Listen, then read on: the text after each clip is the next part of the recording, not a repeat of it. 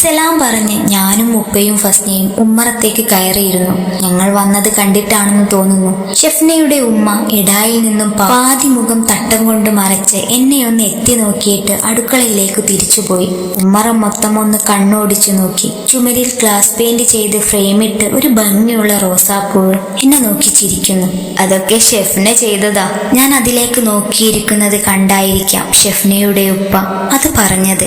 ഞാൻ ചെറുതായൊന്ന് പുഞ്ചിരിച്ച ശേഷം വീണ്ടും അതിലേക്ക് നോക്കി. എന്തോ പറയാൻ വേണ്ടി ഫസ്നി ഇരിക്കുന്ന ഭാഗത്തേക്ക് നോക്കിയപ്പോൾ അവളെ കാണാനില്ല. പഠിച്ചോനെ, അവളിനി വല്ല ജിന്നും കൊണ്ടുപോയോ എന്ന് ചിന്തിച്ചിരിക്കുമ്പോഴാണ് അകത്തു നിന്നും അവളുടെ നേരിയ ശബ്ദവും ചിരിയും കേൾക്കുന്നത്. ഞാൻ ഫോണെടുത്ത് ഫേസ്ബുക്കിൽ നോക്കിയിരിക്കുമ്പോഴാണ് ഷെഫ്നയുടെ ആഗമനം. ട്രേയിൽ വെള്ളവുമായി അവൾ എന്റെ അടുത്തേക്ക് വന്നു. ഞാൻ മുഖം നോക്കാതെ തന്നെ വെള്ളം വാങ്ങി വീണ്ടും ഫോണിലേക്ക് നോക്കിയിരുന്നു. ഇക്കാക്കോ തലയുയർത്തി നോക്കിയപ്പോൾ ഫസ്നയാണ്. എന്താടി? ഞാൻ പതിയെ ചോദിച്ചു. ഷെഫ്നാത്തനോട് സംസാരിക്കണ്ടേ? എന്ന് മുണ്ടാണ്ട് നിൽക്കണുണ്ടോ കുത്തിരെ?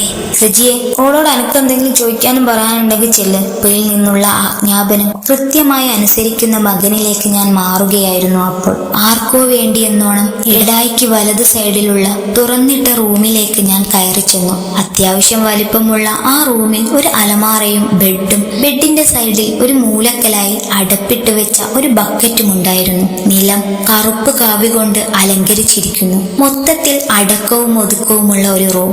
ഫാനില്ലാത്തതിന്റെ ബുദ്ധിമുട്ട് ആ റൂമിൽ അറിയുന്നുണ്ടെങ്കിലും തുറന്നിട്ട ജാലകത്തിലൂടെ മുറിഞ്ഞെത്തുന്ന കാറ്റ് ആ ഇല്ലായ്മയെ പരമാവധി അതിജീവിക്കാൻ ശ്രമിക്കുന്നുണ്ട്.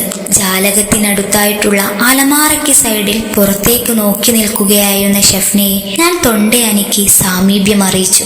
എന്തോ ചിന്തയിൽ നിന്ന് ഉണർന്ന പോലെ ഞെട്ടിത്തിരിഞ്ഞ് എന്നെയൊന്ന് നോക്കി അവൾ.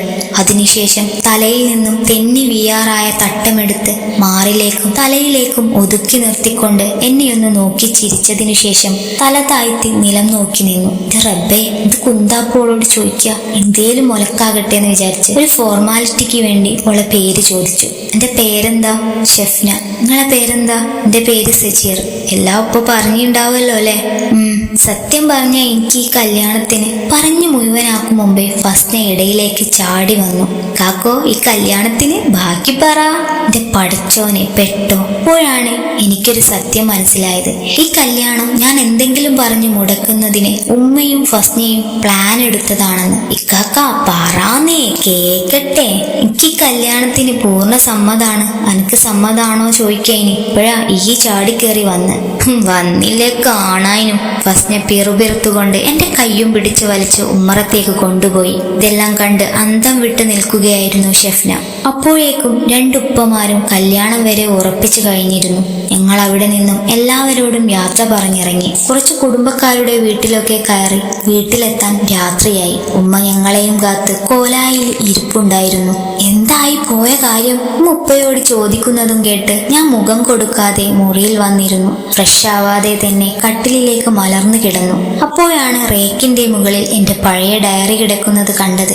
ചാടി എഴുന്നേറ്റ് ഞാൻ കയ്യിലെടുത്തു. എന്റെ പെട്ടിയിൽ സൂക്ഷിച്ച ഡയറി ഇതാരാ എടുത്ത് ഇവിടെ വെച്ചതെന്നോർത്ത് തിരിച്ചും മറിച്ചും നോക്കുമ്പോഴാണ് ഫസ്ന റൂമിലേക്ക് വന്നത്. എന്റെ കാക്കോ, ഇത് ആരെടുത്തതാന്ന് ആലോചിച്ച് നിങ്ങളെ തല പൊണ്ണാക്കണ്ട.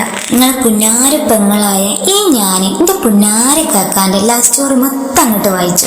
ഡി നിന്നെ ഞാൻ എന്നും പറഞ്ഞ് അവളെ അടിക്കാനോങ്ങിയ കൈ പിടിച്ച് അവൾ പറഞ്ഞു. കാക്ക, നിങ്ങളിത് കാരണായനുള്ളേ കല്യാണം കഴിക്കണില്ല പറഞ്ഞ് നടന്ന്?